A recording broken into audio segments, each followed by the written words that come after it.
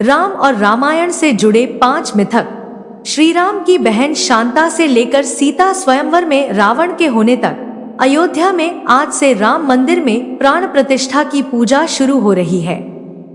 रामायण और राम को लेकर कई मिथक हैं जिन्हें लोग सच भी मान लेते हैं। जैसे राम की बड़ी बहन थी, सीता रावण की बेटी थी और भी ऐसी कई बातें हैं। हालांकि इनकी सच्चाई कुछ और ही है। ये बातें अलग अलग राम कथा का हिस्सा हैं।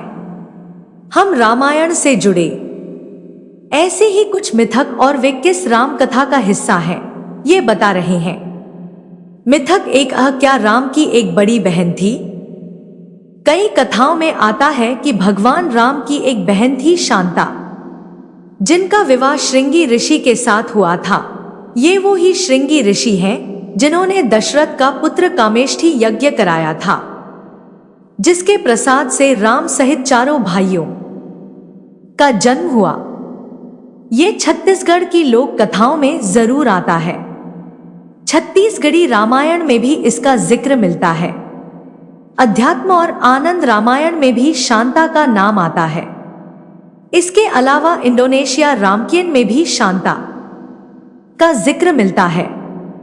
हालांकि वाल्मीकि रामायण या तुलसीदास की रामचरितमानस में कहीं भी शांता के बारे में कुछ लिखा नहीं गया है। इस कारण भगवान राम की बहन को ज्यादातर विद्वानों ने एक काल्पनिक पात्र माना है। मिथक 2, क्या सीता रावण की बेटी थी? बहुत सी कहानियों में यह भी है कि सीता रावण की ही बेटी थी, जिसका उसने त्याग कर दिया था। कुछ कहानियां ऐसी भी हैं कि रावण ने कई ऋषियों को मारकर उनके खून से घड़ा भर लिया। तब एक ऋषि ने उसे शाप दे दिया कि इस रक्त से एक कन्या का जन्म होगा जो तेरी मौत का कारण बनेगी।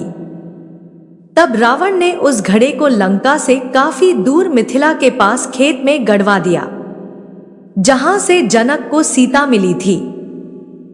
वाल्मीकि रामायण और रामचरितमानस दोनों में ही ऐसी किसी घटना का जिक्र नहीं है। दोनों ने ही सीता को देवी लक्ष्मी का अवतार माना है।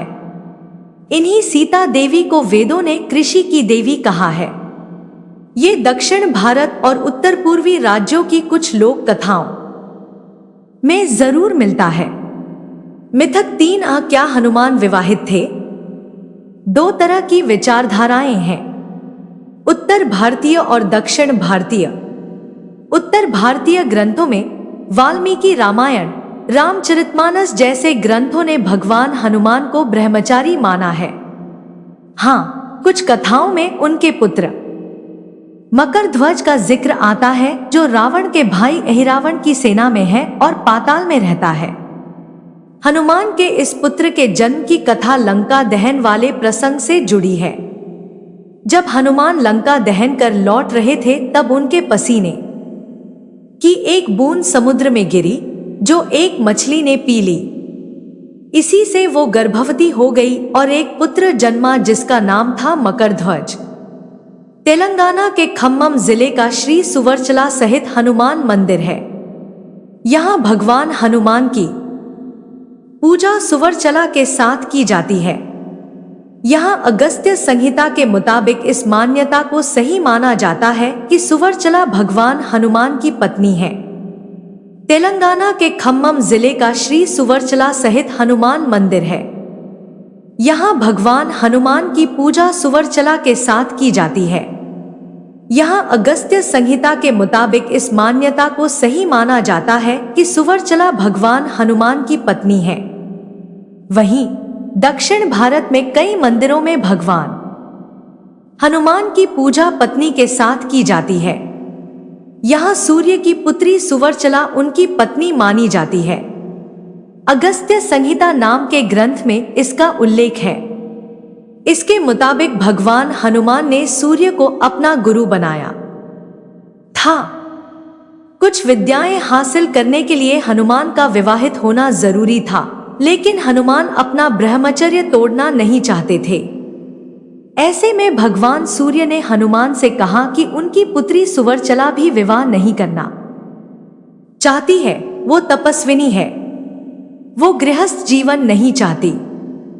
दोनों कुछ समय के लिए शादी कर लें और अलग अलग रहें तो दोनों का ब्रह्मचर्य भी नहीं टूटेगा। तब दोनों का विवाह कराया गया और विवाह के तुरंत बाद सुवर्चला तपस्या के लिए चली गई। हनुमान ने अपनी शिक्षा पूरी की। हालांकि ये कहानी दक्षिण भारत की है। उत्तर भारत में भगवान हनुमान को ब्रह्मचारी रूप में ही पूजा जाता है। मिथक 4 क्या गिलहरी की पीठ पर राम की 3 अंगुलियों के निशान हैं? माना जाता है कि सीताहरण के बाद राम जब जंगल में सीता की खोज कर रहे थे, तब उन्होंने एक बगुले से सीता के बारे में पूछा तो उसने पानी में मुंह छिपा लिया। राम ने उसे शाप दे दिया। वहीं एक गिलहरी ने सीता के बारे में बताया तो राम ने उसकी पीठ पर 3 उंगलियां फेरकर उसे वरदान दिया। गिलहरी की पीठ पर 3 लकीरों के निशान भगवान राम की उंगलियों के ही हैं। एक कहानी ये भी है कि समुद्र पर सेतु बनाने में गिलहरी ने भी मदद की थी, जिसके बाद राम ने उसकी पीठ पर हाथ फेरा था। वाल्मीकि रामायण और रामचरितमानस में ऐसी कहानी नहीं मिलती है। प्रो कामिल बुल्के की किताब रामकथा का इतिहास के मुताबिक ये कहानी आदिवासी बिरहोर और मुंडा जातियों की लोक कथाओं में आती है, जो झारखंड और छत्तीसगढ़ में पाई जाती हैं। मिथक 5 क्या सीता स्वयंवर में रावण भी आया था?